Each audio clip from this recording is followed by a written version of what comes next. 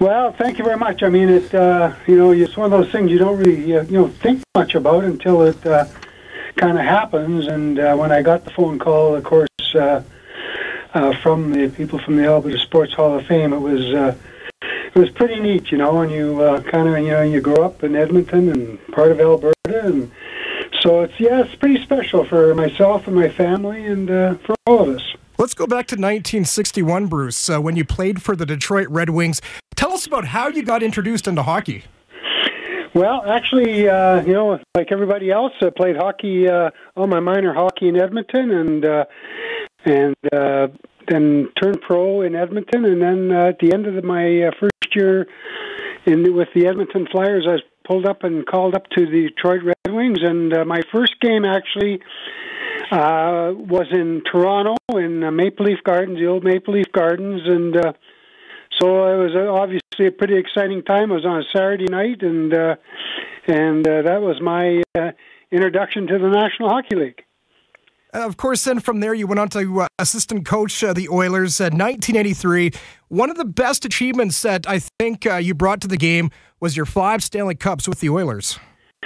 Well, that, once again, as you go along, as everybody knows, you need a few breaks in this game, and I had an opportunity to join the organization in the WHA with Glenn Sather and the owner Peter Pocklington, and was able to get involved with the team, and of course was part of of the 5 Stanley Cups, in which was a highlight, obviously, for everybody in the Edmonton area and northern Alberta, and it was such a great hockey team, and a lot of young guys who all developed about the same time, and so much credit goes to the coaches and Glenn Sather, and from able to make these guys into such a dominant team in the 80s. During your NHL career, Bruce, you scored 213 goals, 250 assists in 893 games. What was your style of hockey?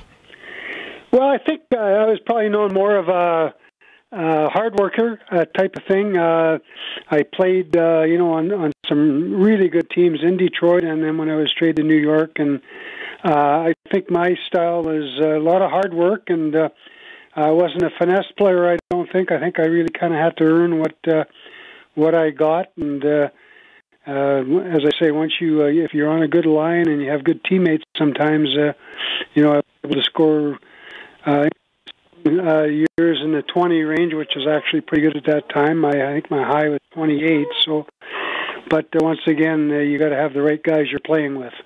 And of course, with Edmonton, you did have the right guys. Well, exactly. I mean, when you think of that team and how many went on to, go into the Hall of Fame, in Toronto, it's pretty amazing when you think about it. But when we had our 30-year reunion, which was this fall, Jeremy, it was a pretty amazing thing when you see the type of character of people that were on that team, and when we all got together again, and you can understand when you got a group of people like that, and they set their mind to make something happen. They did it, and there was a lot of hard work and perseverance. But it was a great time for the Edmonton Oilers and people in Edmonton, northern Alberta. My next question was a reunion held in Edmonton. Of course, Glenn Sather and all the old crew were back in the city. What was it like all getting back together again? Oh, it was absolutely fabulous. I don't know how these things are going to work out. I think we had everybody except for maybe one player who wasn't able to be here, which was Kevin McClellan, and that was just because of he was involved in hockey and couldn't get away. But, I got a lot of credit to everybody who was behind it. Wayne Gretzky was just amazing. He had a lot to do with the organization of the event, and he was front and center, and everybody else, really pitched in, and we went over the Stollery and as a team, and we had a few get-togethers, I must tell you, and there were a lot of storytelling, a lot of good stories, a lot of laughs, and just a good time had by all. Let's go back to your playing days, Bruce. What is one memory that you'll always have?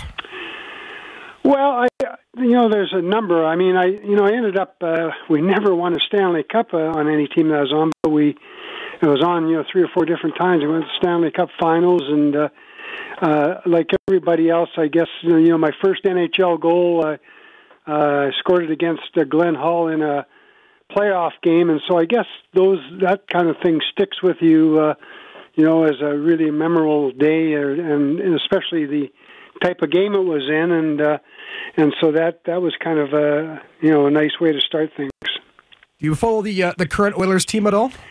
We get out to some games, and and have we obviously hockey fans, and we still enjoy going and watching the game live.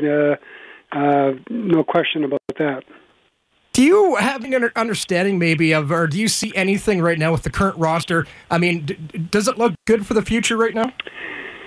Well, when you look at it right now, it probably doesn't look all that rosy, but sometimes you just need a few pieces, the right pieces, and you've got talent on the team. You've got some forwards with some good talent. Some of the young defensemen are really starting to come around, and they're big, they're mobile, and goaltending could be better, and hopefully it'll get better. And as I say, if you fill in a few spaces, it's amazing how quickly a team can turn around once they start getting some experience in the league.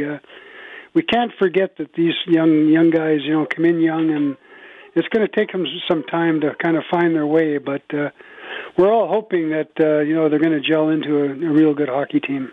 May 29th, you will be inducted into the Alberta Sports Hall of Fame. Bruce, what was your reaction when you got the call? Well, absolutely. Very exciting, and I knew, when I looked at the roster and the people that were coming in with me, and that is pretty exciting to be inducted with some of the people that I'm familiar with in the Edmonton area, and Kevin Martin and Joey Moss, of course, and in Calgary I'm familiar with Bearcat Murray, and there's a lot of the people there that are going in as well. So I think that it's always nice when you look to see that Peter Marr, who did the broadcast for the Flames, and so it was a very exciting time. So deserved for you to be inducted into the Alberta Sports Hall of Fame. Bruce MacGregor, an absolute pleasure, and thanks for doing this. Boy, it's my pleasure. Thanks very much, Jeremy.